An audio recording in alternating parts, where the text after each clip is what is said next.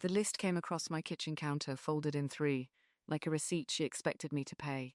"These aren't requests, Patricia," my mother said, still in her coat, still standing. "This is what the family needs from you now." 9 years since, she'd lifted my plate off her Thanksgiving table and said a black man's wife was no daughter of hers. 9 years of silence. And now she stood in my kitchen, tapping a manicured nail on a sheet of paper, reading me a list of what I owed. Sign over Grandma Ruth's house on Maple Street. Cover my brother's debts. And, for everyone's sake, don't bring David to the reading. I didn't argue.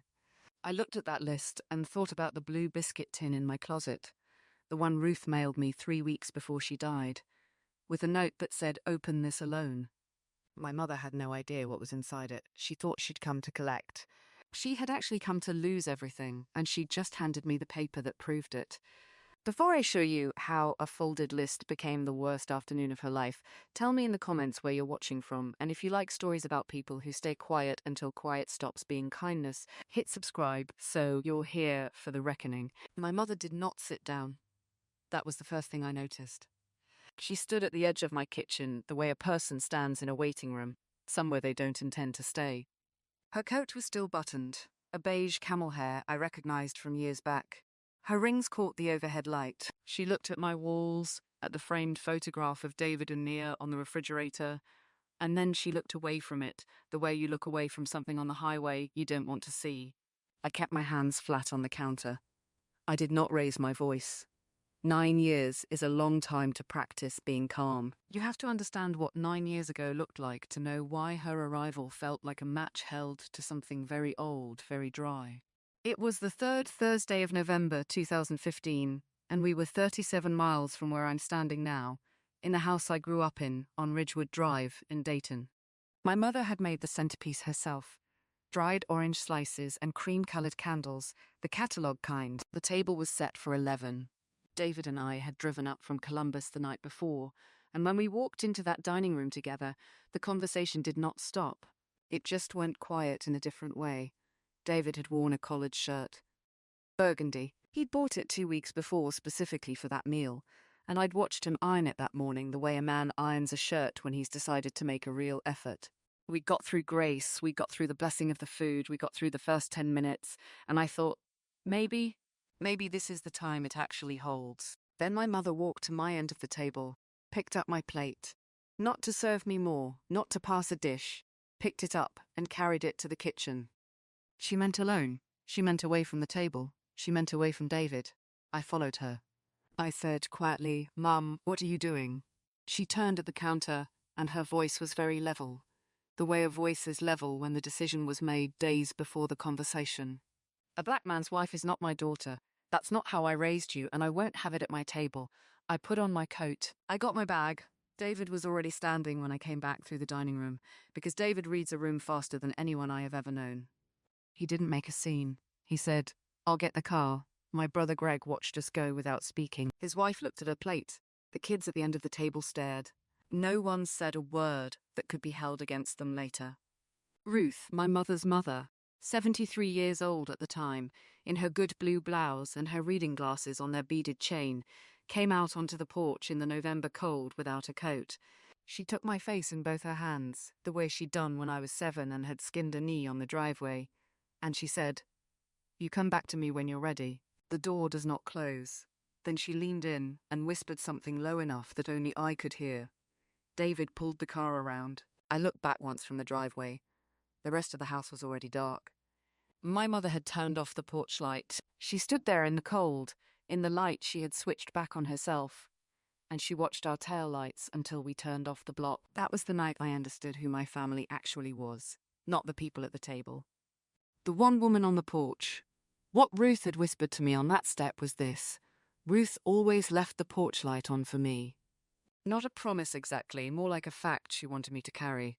I held it all the way back down I-70, and I held it every Sunday after that, because after Thanksgiving 2015, the only Dayton number I dialed was hers. David and I built something on the other side of that night that I am not embarrassed to call a life. We live in Westerville now, in a house we own, 3 bedrooms, a backyard that our daughter Nia has mostly claimed as her personal garden kingdom at age 7. David runs his own contracting crew, 8 men. all licensed. They picked up 2 commercial jobs the previous spring that changed the shape of our finances in ways I hadn't let myself hope for back in the years we were scraping.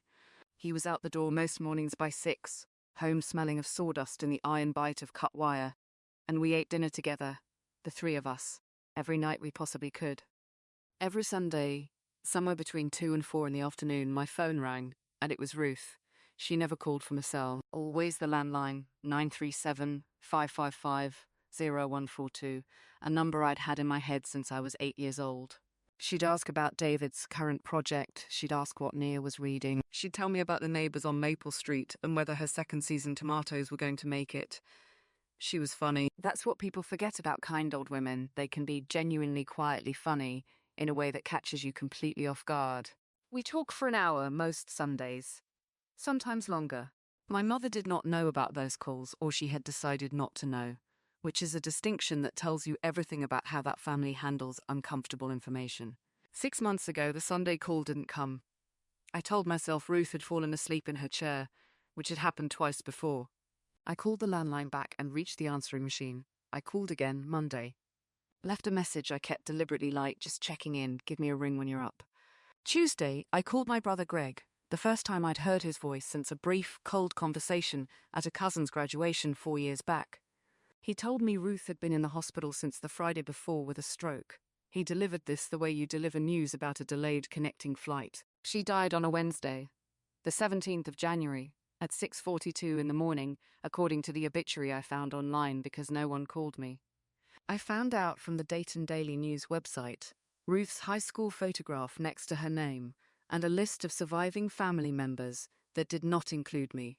The funeral was that Saturday. I drove the 37 miles from Westerville to Dayton alone because I did not want David standing in a cemetery while people who had never said a civil word to him decided whether to acknowledge he existed. He offered 3 times. I told him this one was mine to carry. 40 people, roughly, at the graveside. I stood near the back. Diane did not look at me when I walked through the gate, but I watched her spine go rigid from 20 feet away the moment she heard my footsteps on the gravel. Greg looked at me once, a long, calculating look, and then leaned over to say something into his wife's ear. Within 10 minutes, 2 of my cousins had glanced back at me, and one of them said something that made the other one laugh, quietly, into the collar of her coat. They were already talking about the estate. You could hear it in the spaces between words, the way a second conversation runs underneath the one actually being spoken. The house on Maple. Whatever she left, she was always too generous.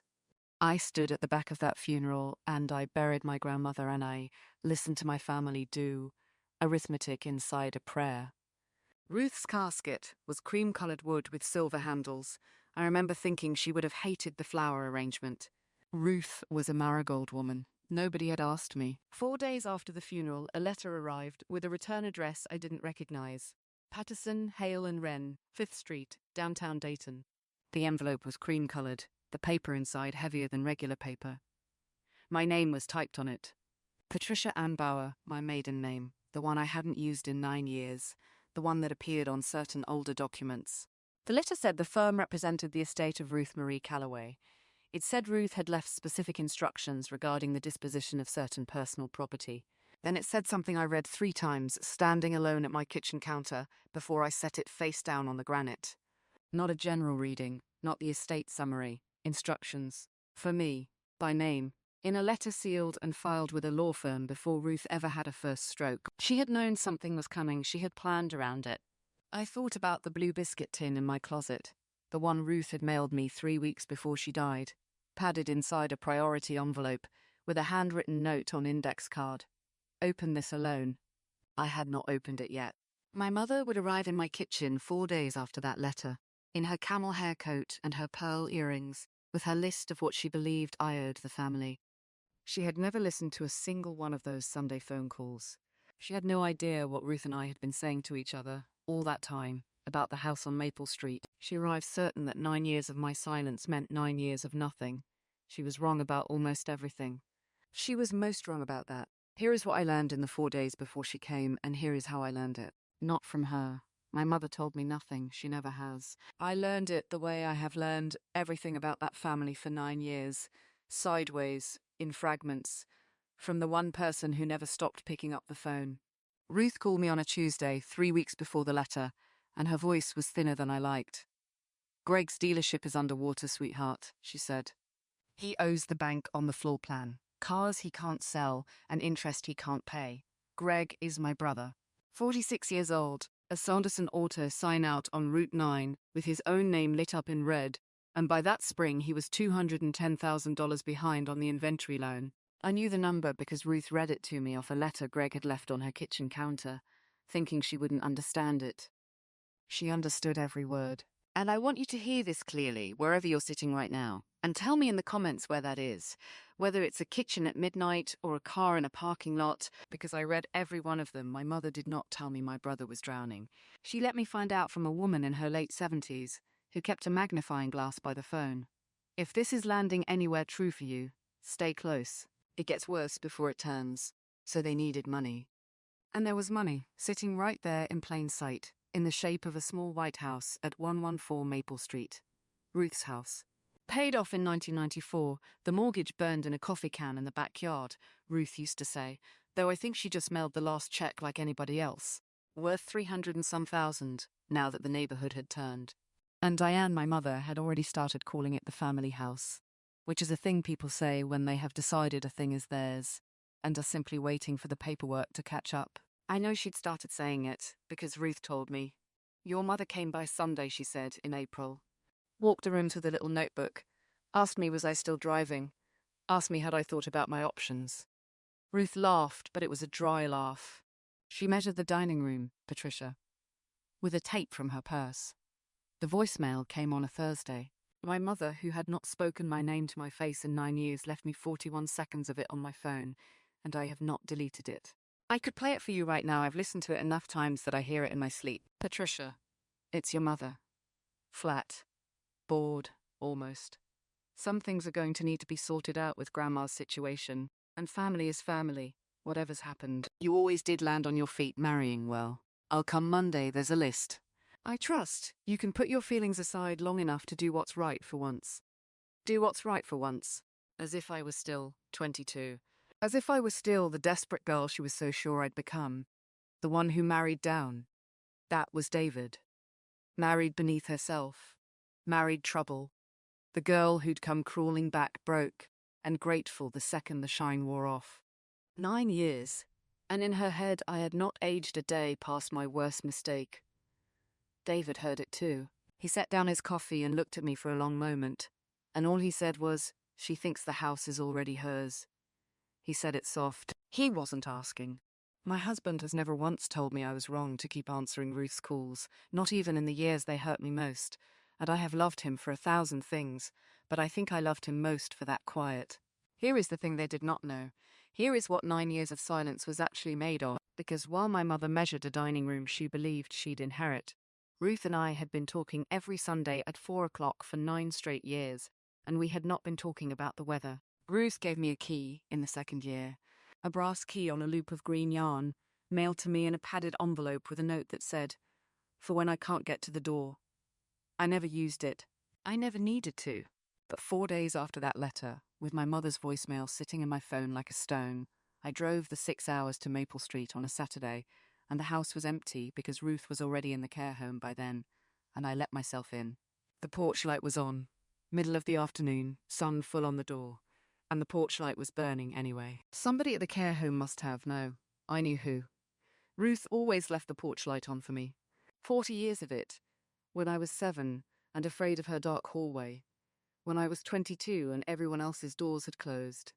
That yellow bulb over the door on Maple Street had been the one light in my family that never once went out. And there it was, still burning, in an empty house. For a woman she couldn't have known was coming. I stood in her kitchen, and I could smell her, the lavender soap, the coffee gone stale in the pot, the faint sweetness of the peppermint she kept in a dish. And on the counter, next to the bread box, was the blue biscuit tin. Danish butter cookies, the round tin with the windmill on the lid, the one every grandmother in America has kept buttons and thread in since 1970. I had opened that tin 100 times as a child looking for cookies that were never there. There were no cookies in it now. There were letters, 9 years of letters. some in my mother's handwriting, some in Greg's, and Ruth had kept every one, and she had written on the backs of them in pencil, in her shaky, careful hand, little notes to herself. Diane says P is on drugs. Not true. Greg says P asked them for money. P never asked me for a dime. D says the marriage is over. Talk to P. Sunday. It is not over. She sounds happy.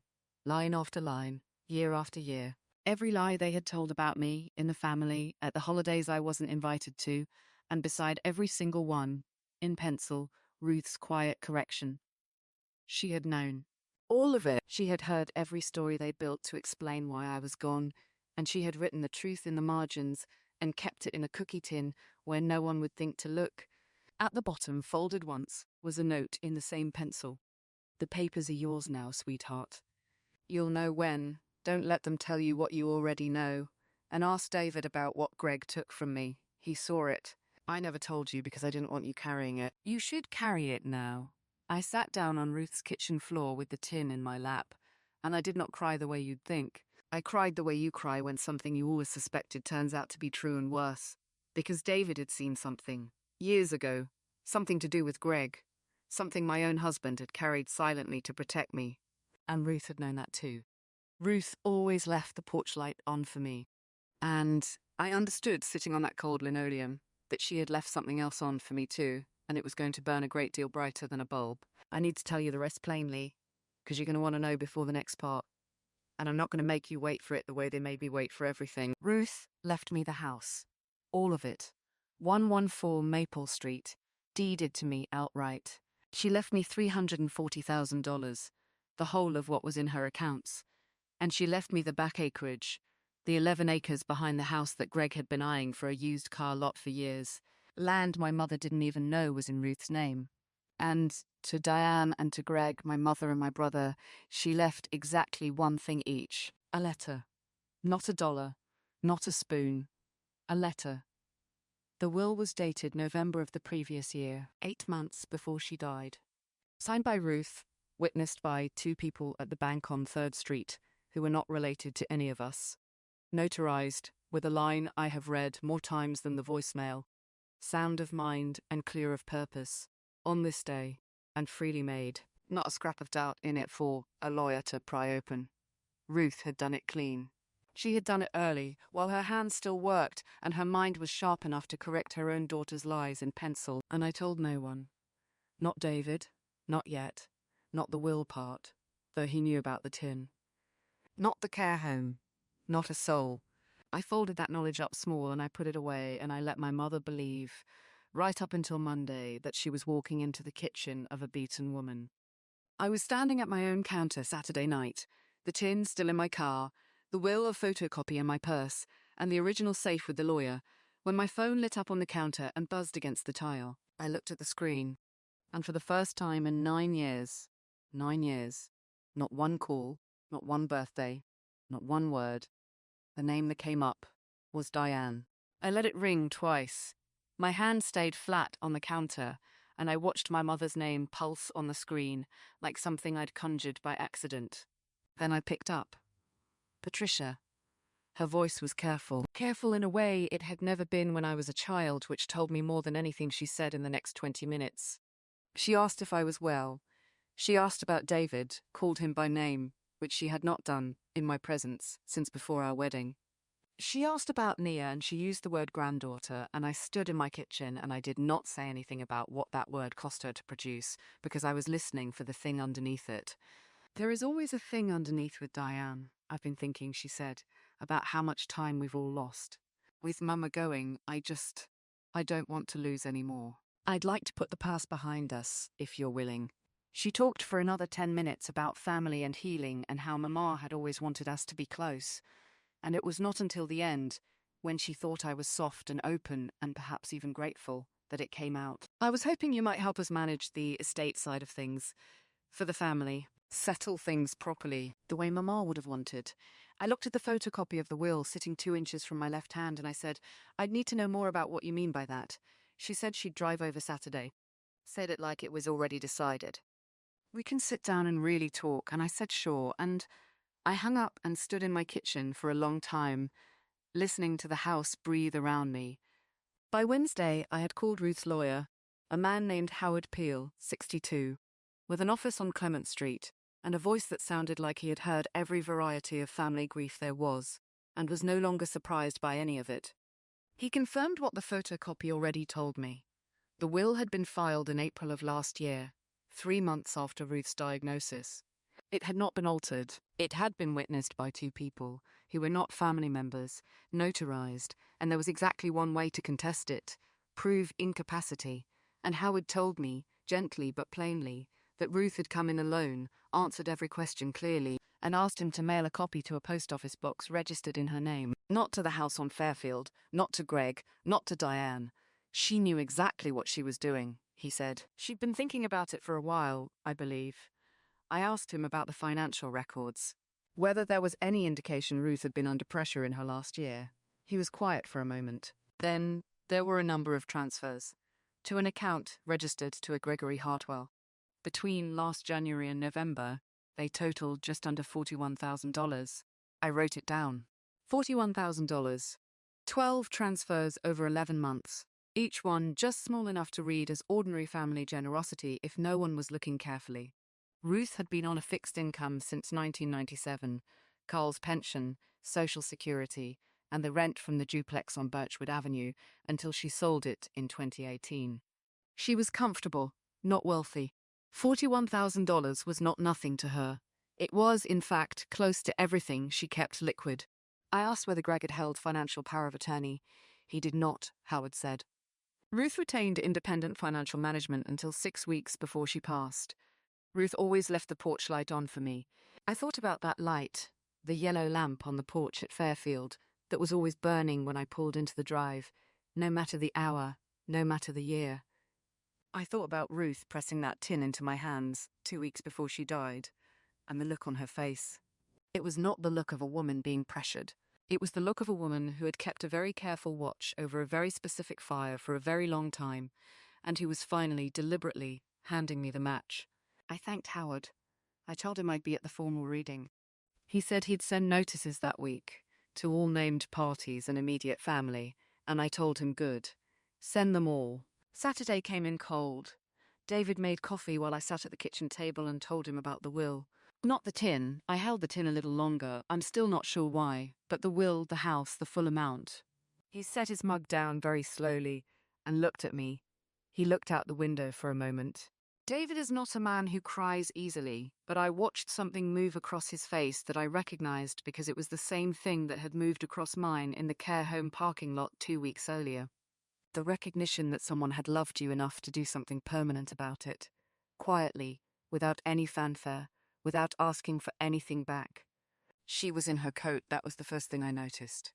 Diane was in her coat, and she had not cooled her head, and she did not look like a woman who had come to talk. She looked like a woman who had come to transact. She stood in my doorway with a canvas tote on her arm, pearl earrings in, lips pressed in that particular arrangement that means she has rehearsed her opening line. I thought we could sit at the kitchen table, she said. David was in the kitchen. I had not moved him, had not asked him to step out, and I watched Diane register his presence the way she always registers it, the slight stiffening, the eyes redirected to a point just above his left shoulder, the flat way she said, "David," as though the word had a bad texture. David nodded at her, finished his coffee, and said he'd be in the workshop if I needed him. He touched my hand as he passed. Diane sat. She placed the tote on the chair beside her and folded her hands on the table, the way she used to fold them before delivering a verdict. And she looked at me across 9 years of silence and said, "I know this has all been very emotional." She blinked. Then she reached into the tote and laid a document on my kitchen table. Printed, 8 pages, clipped at the corner. She had found her own lawyer, not Howard Peel, someone she'd sourced herself. And the document was headed with language about estate settlement and equitable distribution, and the wishes of the deceased. "I want you to understand," she said, "that we're not asking for anything unreasonable. We just want the family home to stay in the family." She walked me through it. The house on Fairfield, which Ruth had owned outright since 1983, which had been her home for 40 years, was to be signed over to a family trust administered by Greg. Greg's debts, which she declined to quantify but which I had 41,000 reasons to suspect were not small, were to be settled from the estate before any distribution, and the formal reading of the will was to proceed, in her language, without the attendance of non-family members, which was how Diane told me she wanted David out of the room. She slid the document across the counter with both hands and looked at me with something that might have been pity, if it weren't also calculation. I understood exactly what she had concluded, that I was broke, that I was worn down, that 9 years of silence had reduced me to someone who would be grateful to be let back in. That her crumbs were enough. I picked up the document. I read through all 8 pages while she sat across from me with her hands still folded. I did not react. I turned each page carefully, set it face down, turned the next. When I reached the last page, I placed the whole thing on the counter beside me, and I looked at my mother. She didn't know what to do with that. She had expected tears or argument or, worst of all, a signature. She looked at me for a long moment, and then she said, "The reading is next Friday." I'd like this resolved before then. I walked her to the door. I watched her cross to her car, a grey Acura with a crack in the rear left tail light, and I stood in the doorway until the engine sound faded. Then I closed the door, went back to the kitchen, and sat down across from the document she'd left behind on my counter. Howard Peel had already sent the notices, all named parties, all immediate family. David, listed there by Ruth's own instruction, Nia, who Ruth had named by name in the will itself, spelling it out carefully, N-I-A. Greg, Diane, me. The reading was scheduled for 11 a.m. on Friday the 14th, at Howard's office on Clement Street. Ruth always left the porch light on for me. She had left it on one final time. She had set the table, addressed the envelopes, done everything except be there to watch it happen, which was the only part I wished I could give back to her. That evening I laid the tin's letters out across the kitchen table, 26 of them, organized by date, the oldest postmarked March of 1987.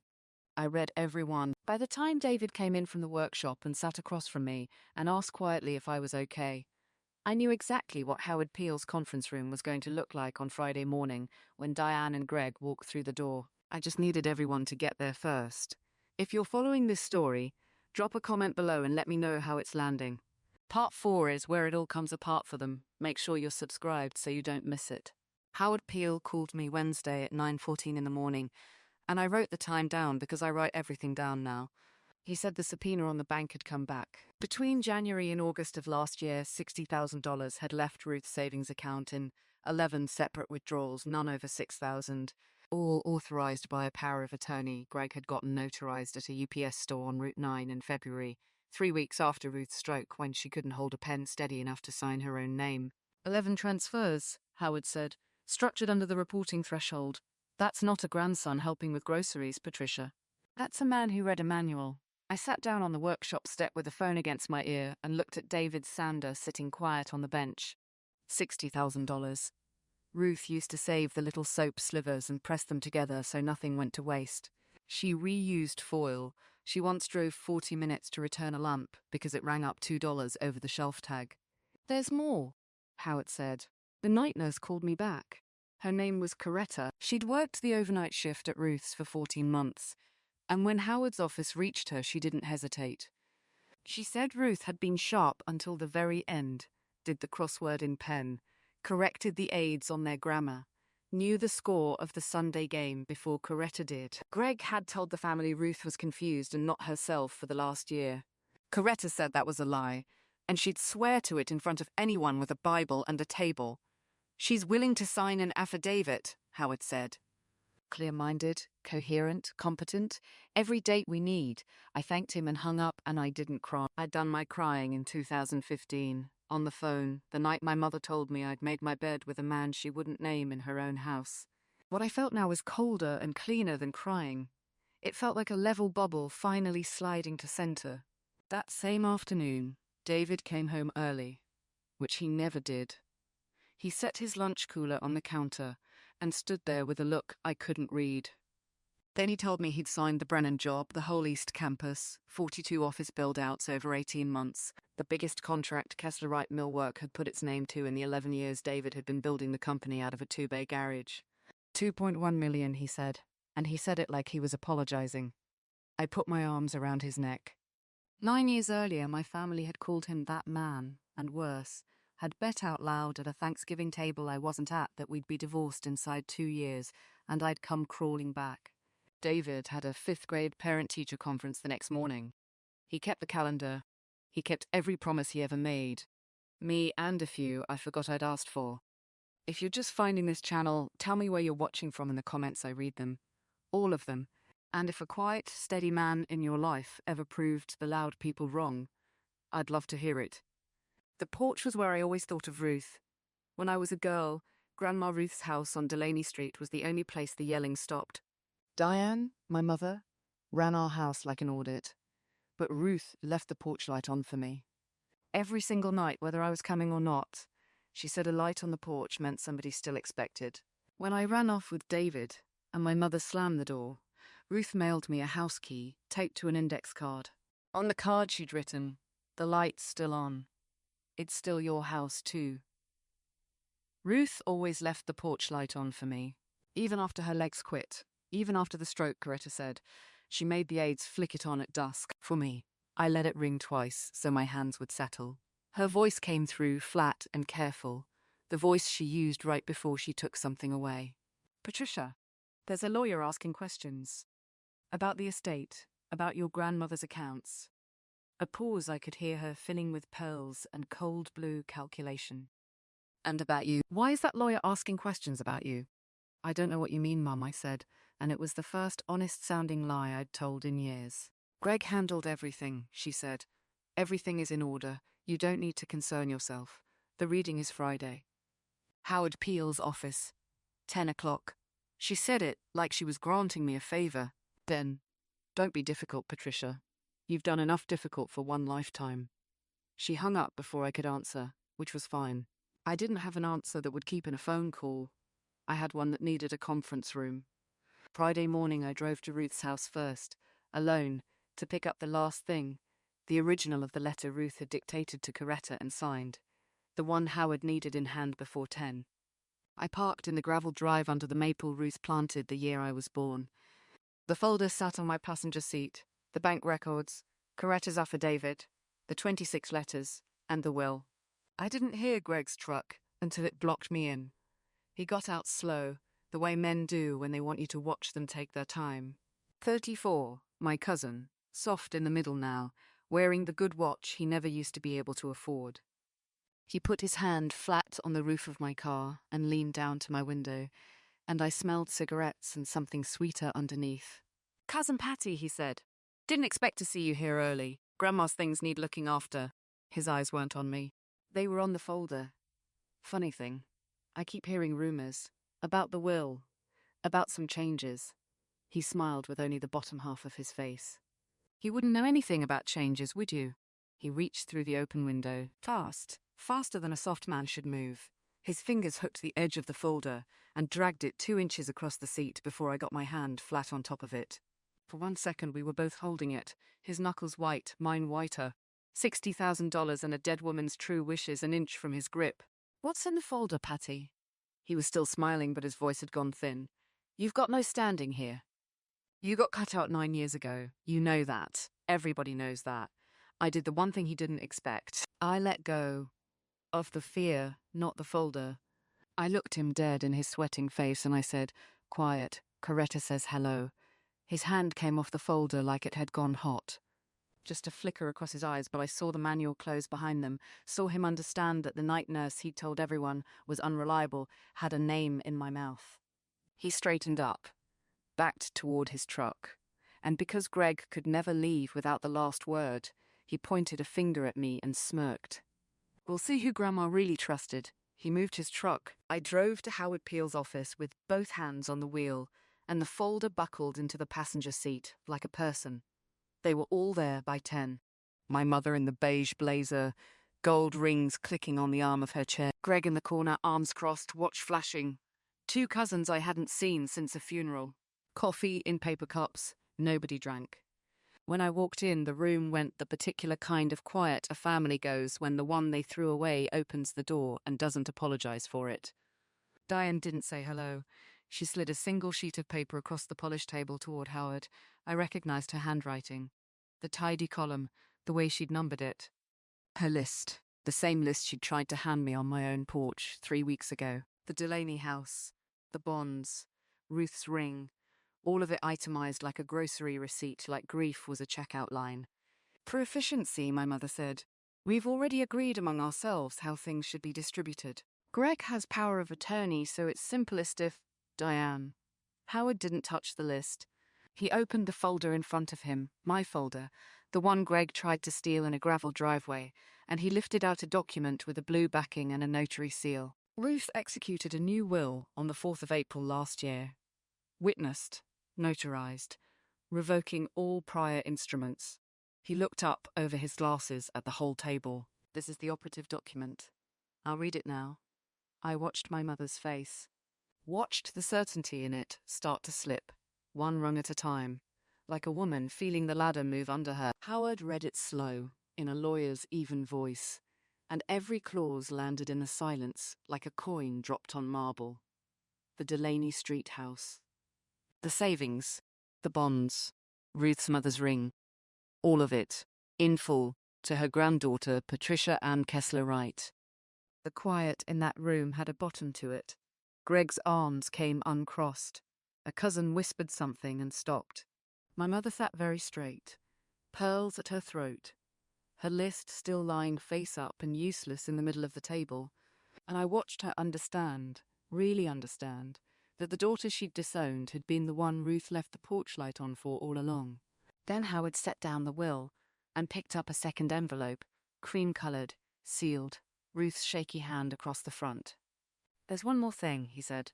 Ruth also left a letter. She asked me to read it aloud to everyone before anyone leaves this room. Howard broke the seal with a thumb, and the paper crackled like it had been waiting 9 years to be heard. He cleared his throat once. Nobody moved. My mother's hand crept toward her list and then stopped, as if she'd remembered it couldn't save her. To my family, whom I loved, even when I did not like you, Howard read. Diane flinched. If Howard is reading this, then I am gone, and you are all sitting in my dining room hoping I forgot the things you did. I did not forget a single one. I felt David's hand find the small of my back. He didn't say anything, he never needed to. Diane, the letter went on, and my mother's chin lifted at her own name. You told me on the phone, October of that year, that Patricia had ruined this family by marrying a black man. You said, and I wrote it down that same night so I would not soften it later, she's dead to us, Mama. I mean it. I asked you to take it back for 3 years. You never did. The cousin who'd whispered earlier looked at the floor. Greg's jaw worked like he was chewing something bitter. You called David a nobody at my own kitchen table, Howard read. You said he'd never amount to anything, that Patricia would come crawling back broke. So let me tell you what a nobody looks like, Diane, since you seem confused. David finished the diesel program at the community college, opened one repair bay on Route 9 in 2016, and by last spring owned 4 locations and 41 employees. He fixed my furnace for free every winter, for 6 years, and never once told you, because he knew you'd sneer at the grease under his nails. My mother's mouth opened. Nothing came out. Just air, and the small wet click of a throat that had run out of words. He is the finest man to marry into this family in 50 years, the letter said, and none of you deserve to say his name. David's hand pressed flat against my back, steady as a floor. 9 years of being called a nobody, folded up and set on fire in one paragraph by a woman in a floral apron who used to slip him a second slice of pie. Howard turned the page. Now, about the money. Greg went very still. Gregory, in the spring of 2019, you took $60,000 from my savings account at First Meridian. You told me it was for a bridge loan, that you'd have it back by Christmas. I have the withdrawal slips. Howard has copies, and the account statements are in the blue folder in my sewing room. You never paid back $1. You bought a boat, somebody in the back of the room actually gasped. Greg's wife turned to look at him with an expression I will remember for the rest of my life. I let you think I was too old and foolish to notice, Howard read, in Ruth's voice really, because I could hear her now, dry and gentle and merciless. I noticed everything. I always noticed everything. Then Howard's tone shifted, and I knew we'd reached the part about me before he said it. Patricia! My Patricia! They told you that you weren't welcome, so I told you that you were. Every time you drove up from Millbrook with David and that baby, I left the porch light on so you'd know which house on the street still wanted you. I never turned it off, not one night in 9 years, in case you came without calling. Howard's voice caught. He pushed through it. Ruth always left the porch light on for me. That's what she wrote. Underlined twice. I don't cry easy. I didn't cry at my own disowning, sitting in the truck outside this house while my mother shut the door. But my eyes went hot then, and I let them, because there is no shame in weeping for the one person who never once made you earn her love. Which is why Howard read, and here his eyes flicked up to me. The house on Bellamy Lane, the 4 acres. The accounts at First Meridian after Gregory's theft is deducted from his share, and everything inside these walls go to Patricia Ann Coburn and to no one else. The rest of you may split what fits in a shoebox. You spent this family's love like Gregory spent my savings. There is nothing left in the account. My mother's list slid off the edge of the table and no one picked it up. For a moment there was only the tick of the hallway clock Ruth had wound by hand every Sunday. Then Diane found her voice, thin and shaking, reaching for the only weapon she'd ever known. "Patricia, sweetheart," she said, "we can discuss this like family. I've made a list of what's fair. The china was promised to me in the silver, and there's the matter of just that. One word, and it filled the room the way water fills a glass, all the way to the rim. You brought a list of demands to my grandmother's will," I said, and my voice didn't shake, which surprised me. "You made me a project to be managed, so let me make this simple. You get nothing off that list. Not the china, not the silver, not the clock. Ruth left them to me, and I'm keeping every piece. This family disowned me for loving my husband," I said. "You called my daughter a mistake. Nia is 8. She has your mother's eyes, and she'll never know you, because you decided a phone call in October of 2015 was more important than she was. Sit down, Greg," I said, before Howard mentions the boat again. I looked at my mother then, really looked, at the stiff silver bob and the pearls and the gold rings on hands that had never once reached for me across a table. And I felt the strangest thing, not triumph, something quieter and heavier. I felt free. "Here are my terms," I said, because she'd taught me herself that the one holding the list holds the room. "You will not contest this will. Howard tells me you can't win, but I know you, and you'll spend money you don't have trying. Don't. If you sign the waiver he's holding, I won't pursue Greg for the 60,000 as a criminal matter. That's not a kindness to Greg. It's a kindness to his kids, who didn't steal anything." Diane's mouth opened again. Again, nothing came. "And you will never," I said, "call my husband a nobody in a room I'm standing in. He built 4 shops with his hands, while you were writing lists. He fixed Ruth's furnace in the dark so an old woman wouldn't be cold. That's who married into this family. You just couldn't see him past the color of his skin, and that's the smallest I've ever felt any of you." David spoke for the first time, low and even. "We're not here to fight you, Diane. We came because Ruth asked us to. We'll be leaving now." I picked up Ruth's letter from where Howard had set it down, and I folded it along the creases her fingers had made, and I put it in my bag next to the deed, to a house with a porch light in it. Nobody stopped us. Nobody said my name. The clock ticked. Somewhere behind me, my mother was still trying to speak, and for the first time in my life, I didn't wait to hear what she'd say. We drove to Bellamy Lane with the windows down. Nia was in the back with her colouring book, and David reached over and took my hand at the stop sign on Route 9, right in front of the shop with his name on it, and neither of us said a word because some things are too big for the car to hold.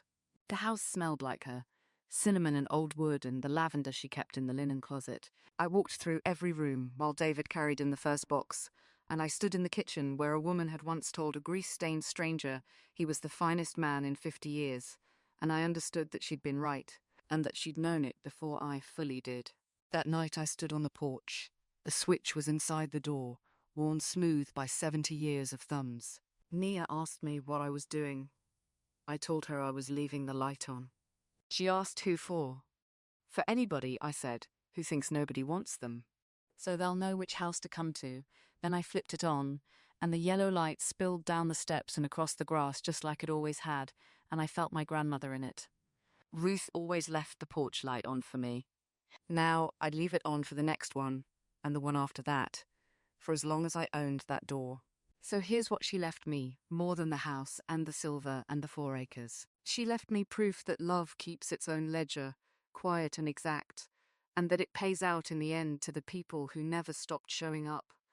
If someone's decided you're too much or too little or the wrong kind of family, hear me. Their list was never fair, and you were never the one who owed. Go be somebody's porch light instead. If you've made it all the way here with me, tell me down in the comments what city you're watching from. I read everyone. And if this story sat somewhere real in you, subscribe and stay close, because there's a light on here, and there's always room for one more.